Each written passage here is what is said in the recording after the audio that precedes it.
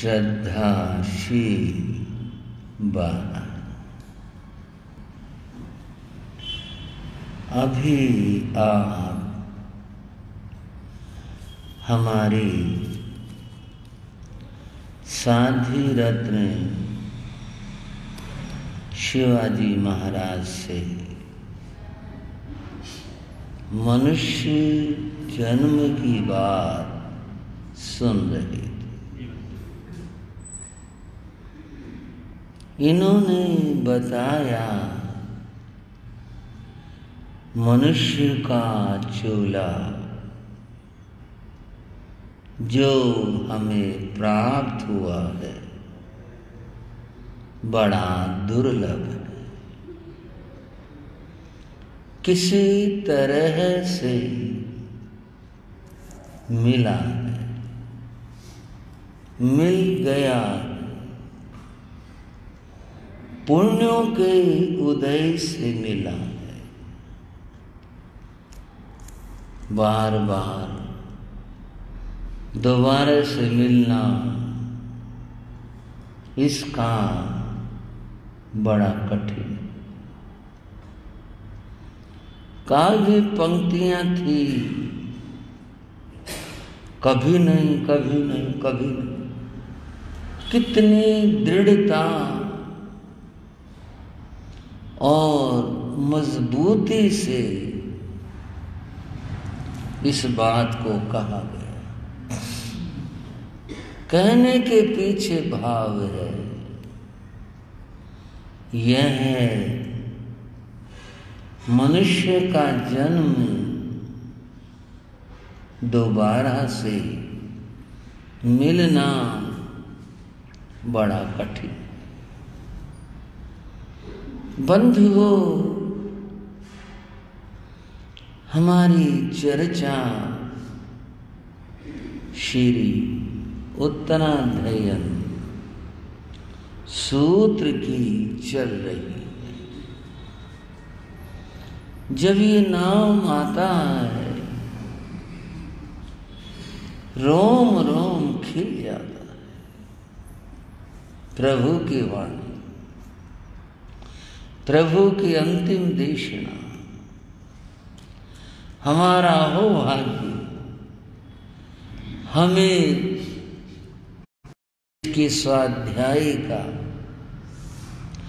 पढ़ने और सुनने का अवसर प्राप्त हुआ। बंधुओं, सचमुच में तथ्यतः ये हमारा परम अहोभाग्य है, सौभाग्य है, जो ऐसा अवसर हमें प्राप्त हुआ। श्री उत्तराध्ययन सूत्र के आप दूसरे अध्याय को सुन रहे थे।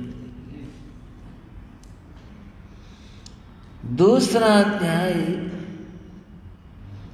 परिशहों को लेकर था। उसमें परिशहों की बात बताई गई थी। परिशह 22 हैं। उनको कुछ यथामति यथास्थिति समझने समझाने का प्रयास की और अंतिम परिचय दर्शन परिचय के साथ यह अध्याय पूर्ण होता है। परिचयों का विजेता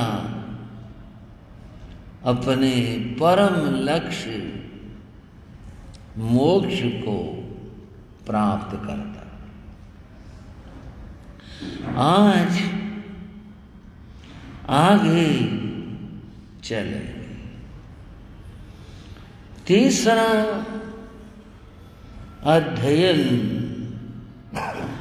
उसका नाम है चाउरंगिजम तय्यम अध्ययन। चतुरंगणी नाम का तीसरा अध्याय। चतुरंग जिसके 4 अंग हैं, या यूं कहो 4 बातों का, 4 अंगों का, जिसमें विवेचन और वर्णन हुआ है, ऐसा अध्याय। इस अध्याय के प्रारंभ में प्रभु ने फरमाया, चत्तारि परमंगाणी दुल्हानी है जंतुणों, मानो सत्यम सोई श्रद्धा, संयममी ये वीर्यम। बंधु, 4 बातें भगवान ने दुर्लभ कही। क्या कही भाई? जो जीव को बहुत मुश्किल से प्राप्त होती। वो 4 बातें क्या हैं? मानु सत्यम, मनुष्य का जन्म या मनुष्य भाव। मानु सत्यम, सोई श्रद्धा, श्रुति ज्ञान सुनने को मिलना। तीसरी बात कही, उस पर श्रद्धा का होना। चौथी बात कही, संयममी ये वीर्यम, संयम में पुरुषार्थ करना, अर्थात संयम पालन में पुरुषार्थ करना। पहली बात इन दुर्लभ बातों में कही, मानु सत्यम, मनुष्य भाव, मनुष्य का जन्म। बंधुओं, पहले तो भगवान से क्षमा मांगते हैं। बात समझने समझाने के लिए है। प्रभु की कभी भी वाणी की कोई अविनय शातना का भाव नहीं होता, परम कल्याणकारी। मनुष्य जन्म दुर्लभ है, ये सुनते सुनते तो भाइयों कान पक गए। जब भी बात होगी मनुष्य जन्म दुर्लभ है, मनुष्य जन्म दुर्लभ है, मनुष्य जन्म दुर्लभ है। बताओ ऐसा क्या दुर्लभ है? आज तो विश्व के सामने जनसंख्या नियंत्रण की समस्या है। मैंने पहले ही भगवान से क्षमा मांगी। दुर्लभ तो वो हो जो बड़ी मुश्किल से मिले, बहुत कठिनाई से प्राप्त हो।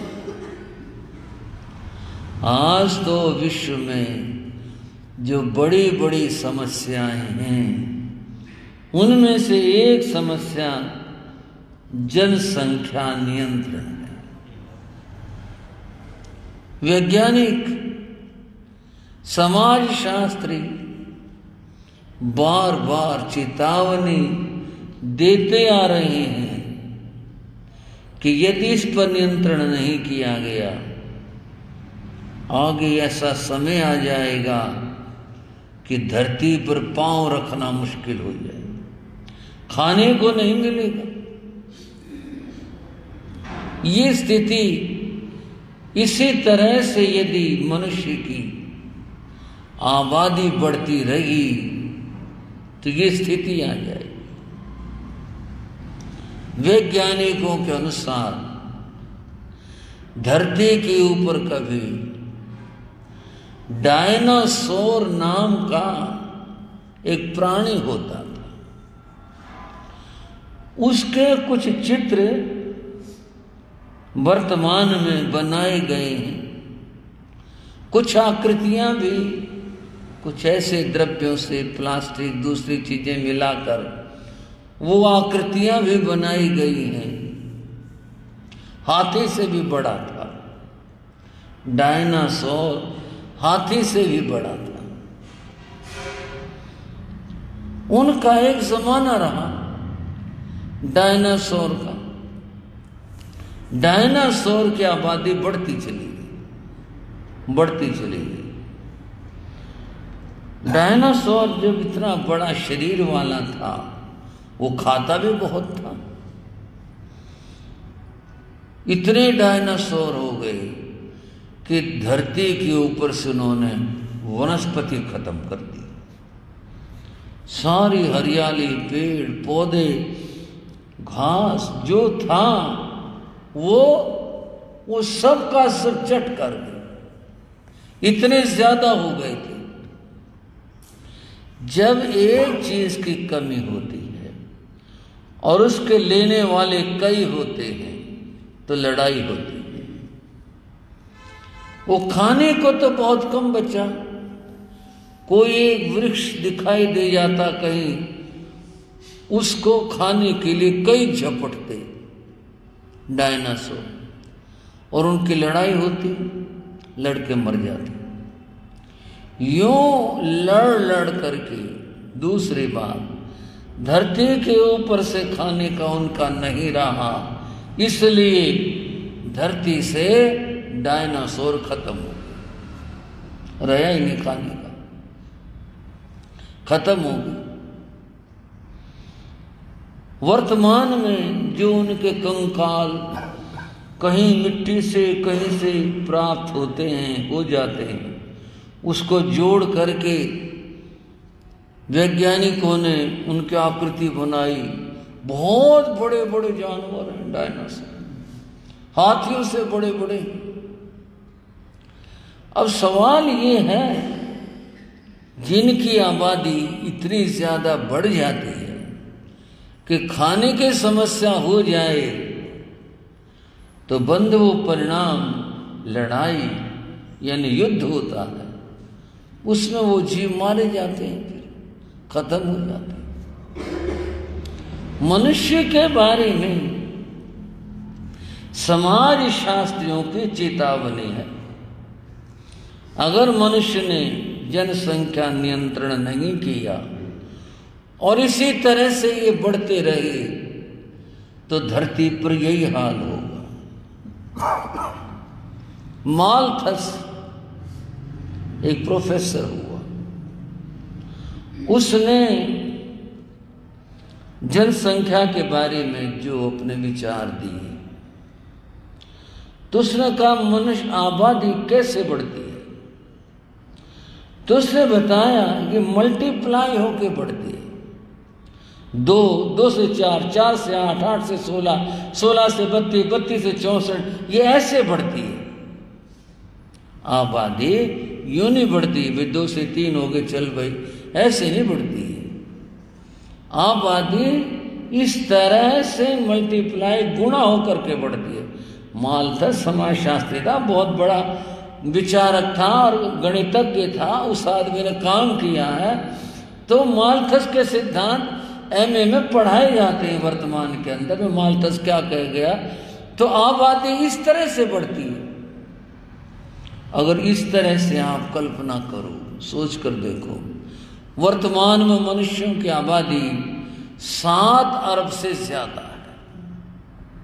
7, पूरे विश्व की आबादी 7 अरब से ज्यादा हो गई है।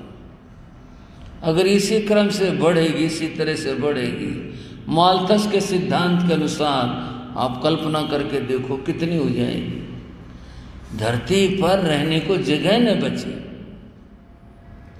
और स्थिति क्या होगी, खाने और पीने को न बचे।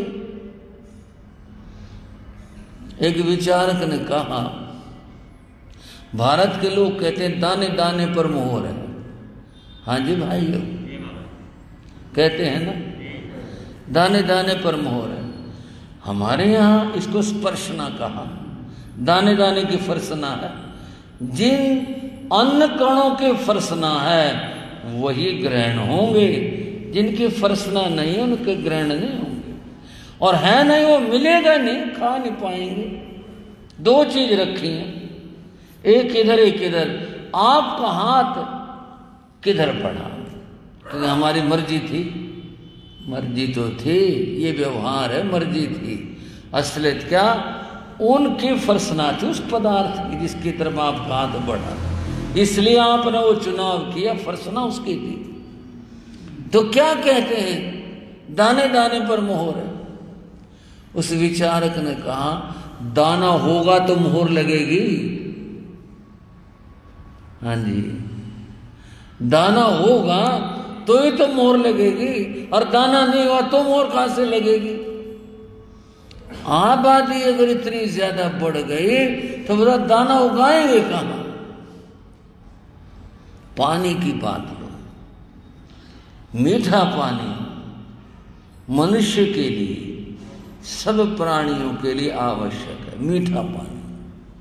लेकिन दुनिया में मीठा पानी ज्यादा नहीं है। मीठा पानी कुछ ही जगह पाया जाता है। एक तो पहाड़ों पर जो बर्फ जमी है वो मीठा पानी है, पहाड़ों के ऊपर। वो भी समुद्र है अपने आप में, एंटार्क्टिका और ये सब जो है पानी के समुद्र है, जमे हुई बर्फ। दूसरा मीठा पानी जमीन के नीचे पाया जाता है। आपको खारी भी निकल ही आता है, लेकिन जमीन का पानी शुद्ध होकर के पृथ्वी में से गुजर कर जाता है, मीठा पानी होता है। बाकी जल की इतनी बड़ी राशि समुद्र खारा पानी है। खारा पानी जीवन के लिए उपयोगी नहीं होता, उसे ना पशु पीते हैं न उसे आदमी पीता। खारा पानी पी लेगा उसके शरीर को नुकसान होगा। रावण ने यही कहा था लक्ष्मण को कि मैं बहुत कुछ कर सकता था लेकिन मैं कर नहीं पाया। क्यों नहीं कर पाया? कि चलो आज नहीं कल कर दूंगा, मैं ये सोचता रहा। उन कार्यों में से एक काम ये कि मेरे पास ऐसी कला और विद्या थी, ऐसा मेरे पास विज्ञान था, मैं समुद्र के खारे पानी को मीठा बना देता और पूरी मानव जाति सुख पाती, इसको मीठा कर देता। लेकिन मैंने सोचा पानी बहुत, अभी क्या जरूरत है, जब जरूरत होगी फिर बना लेंगे। और लक्ष्मण आज मेरी मृत्यु आ गई, मैं इस काम को कर नहीं पाया। बंधुओं, हमारी सोच का दायरा कितना कहूं, कुएं से भी छोटा है। जो दुनिया में काम हो रहे हैं उनको देखते वैज्ञानिक लगे हुए हैं किसी तरह से ये पानी मीठा हो जाए। इस पानी को लेकर के, समुद्र के पानी को लेकर के मीठा पानी बनाने के बड़े बड़े कारखाने लगे हैं। हमें यहाँ बैठे क्या पता दुनिया में क्या क्या हो रहा है मीठा बनाने में, और मीठा बना भी लेते हैं, लेकिन खर्च इतना आता है कि वो अफोर्ड नहीं हो पाता, इतना ज़्यादा खर्च आता है। इसलिए वैज्ञानिक कहते हैं मीठा पानी बचा के रखो, इसका दुरुपयोग मत करो, आने वाली हमारी पीढ़ी को ये पानी मिल जाए ऐसा काम रखो, नहीं तो बहुत जल्दी मनुष्य का अंत हो जाएगा।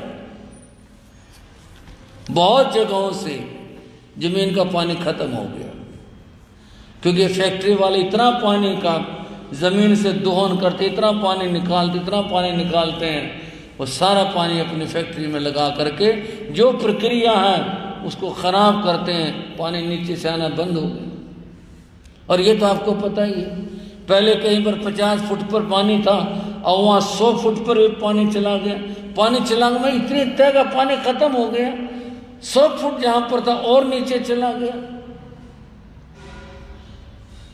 जो पहाड़ों की बर्फ है वो पिघलती जा रही है, आए वर्ष बर्फ पड़ती है लेकिन उतनी नहीं पड़ती जितनी पिघलती है। और जितना पानी बह के आता है, ये सारी नदियों का पानी वहां से आता है पहाड़ों से। पहाड़ गंजे होते जा रहे हैं, पत्थर निकल रहे हैं, और जो बर्फ है पानी इतना ज्यादा कम होता जा रहा है। आप कहोगे महाराज आप कहाँ फिक्र में पड़ गए, आप साधु महाराज अपना काम करो, अपना माला फेरो, कहाँ चक्कर में पड़ गए।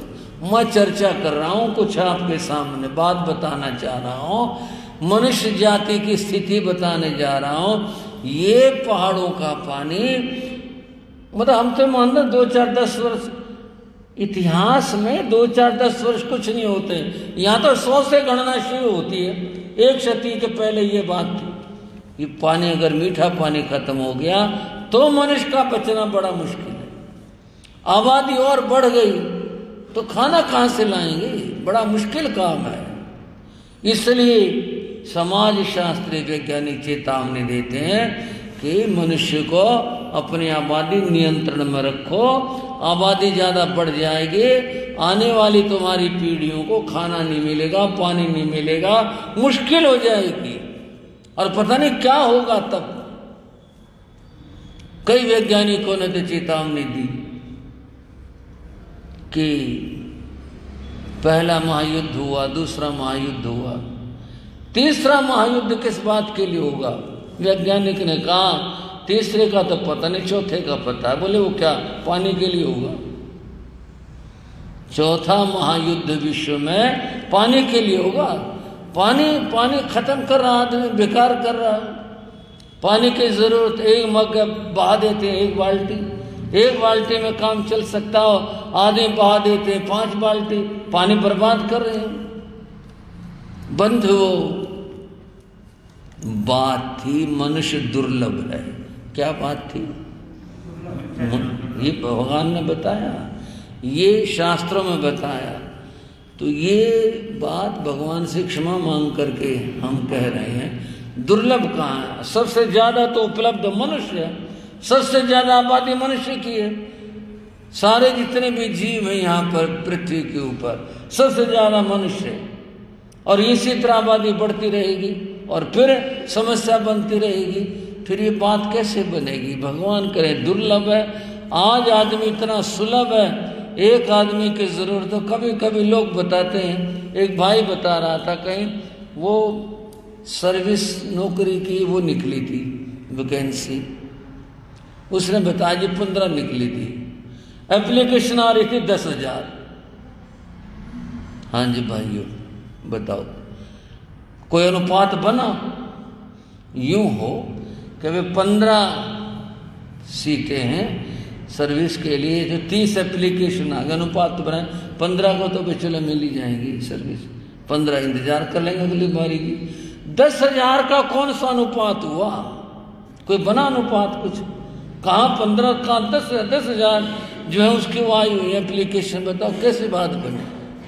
आज आदमी की यही स्थिति है। कहीं देख लो, कहीं पर भी कोई एक जगह खाली हो, कितनी सारी एप्लीकेशन आती हैं।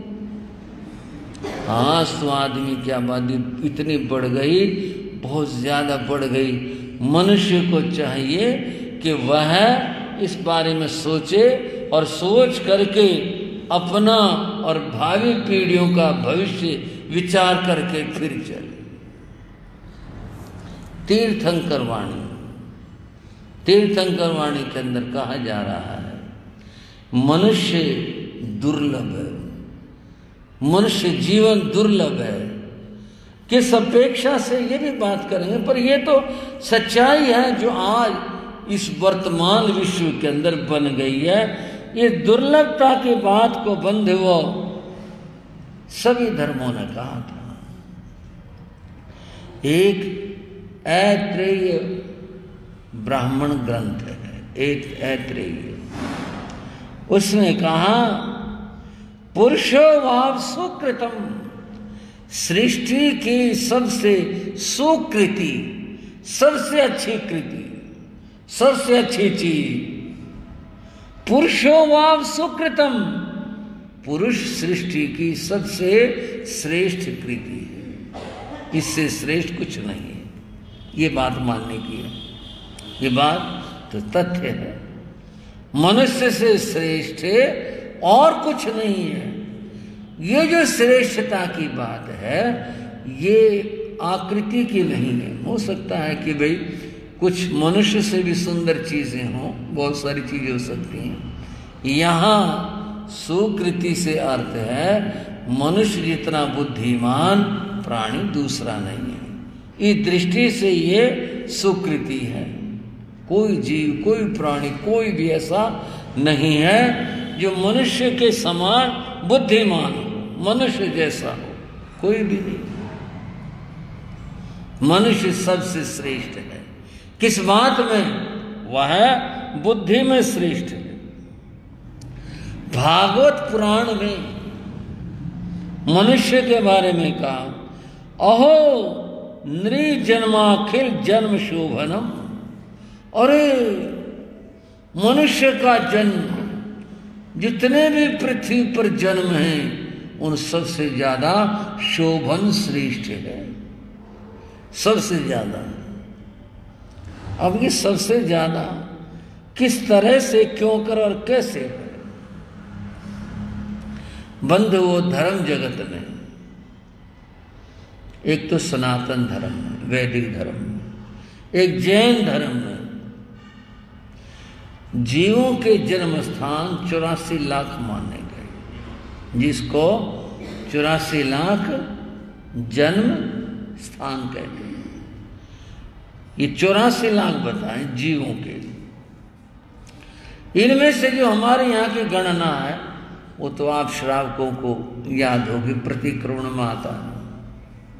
7 लाख पृथ्वी का है, 7 लाख आपका है, 7 लाख देव का है, 7 लाख वायु का है, 10 लाख प्रत्येक वनस्पति का है, 14 लाख साधारण वनस्पति का है, 2 लाख बेंद्रिय, 2 लाख तेंद्रिय, 2 लाख चौंद्रिय, 4 लाख नारक, 4 लाख त्रिंग, 4 लाख देवता, 14 लाख मनुष्य की जाति। याद होगा भाइयों, सबको नहीं, कुछों को जिनको प्रतिक्रमण याद है उनको याद होगा। ये 84 लाख जन्म स्थान है जहां जीव जन्म लेता है, जो बताए गए।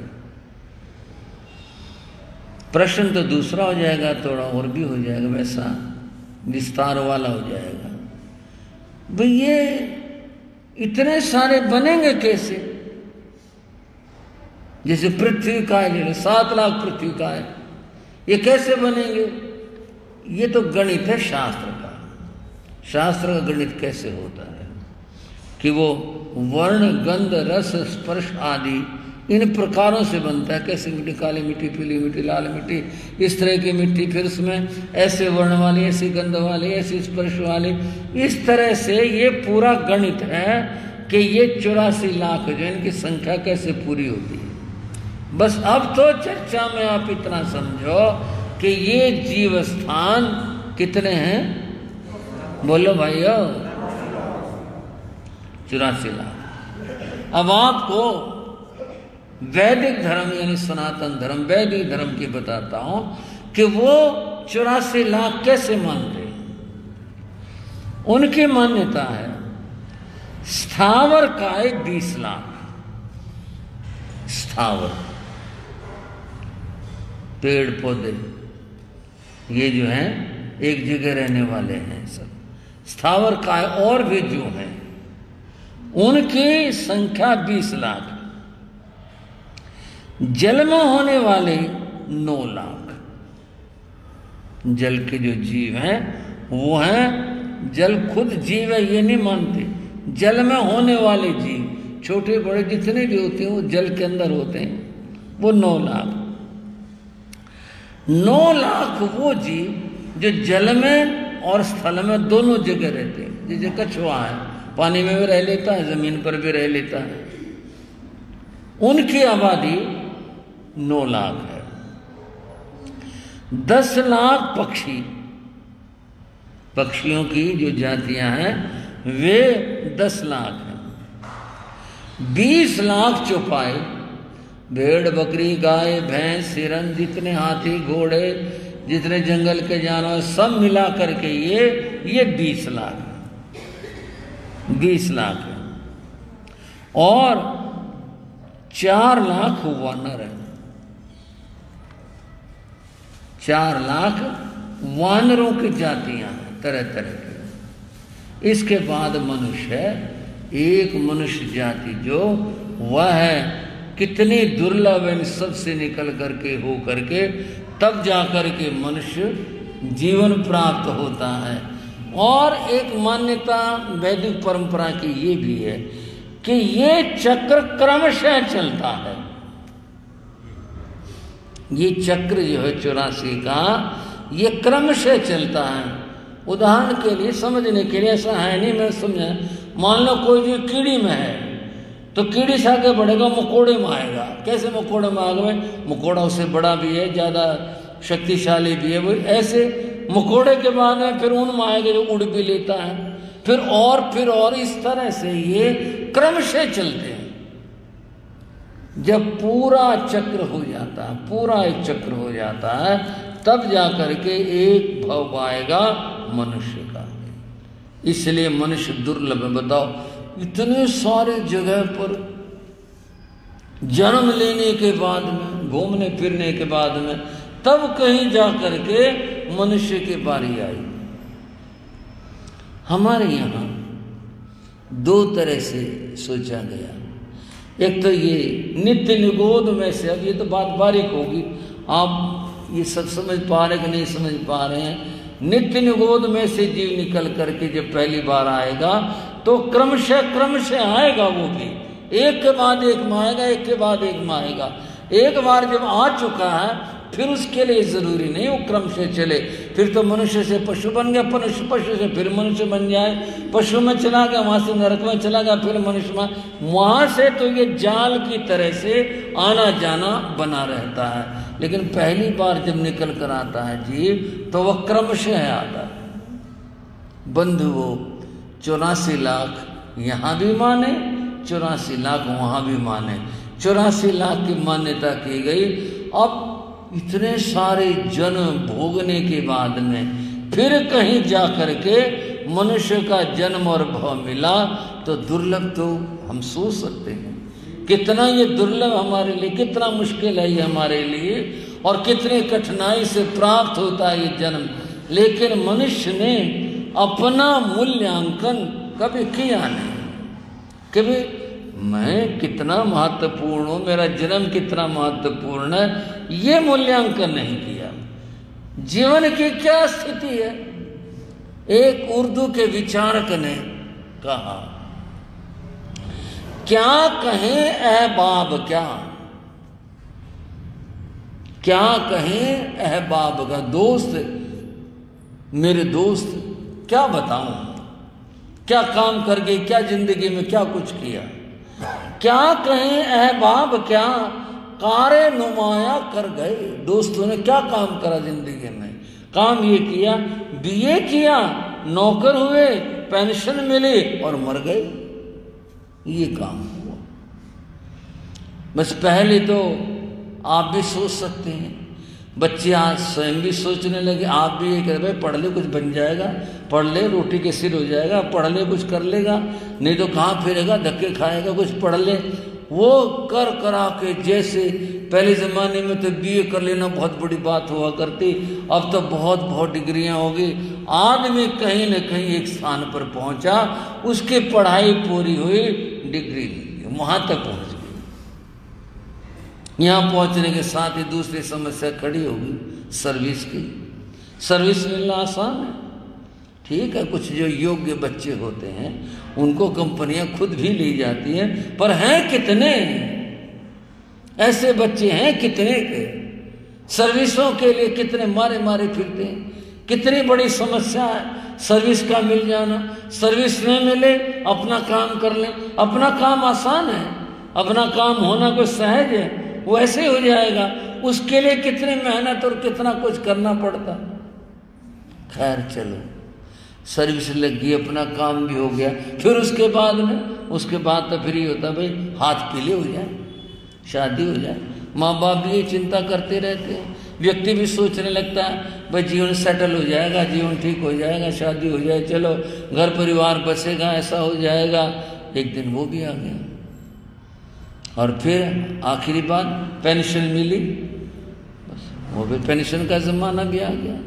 सरकार ने अब तो पेंशन के लिए बहुत आसानी बना दी, लेकिन खैर पेंशन मिली।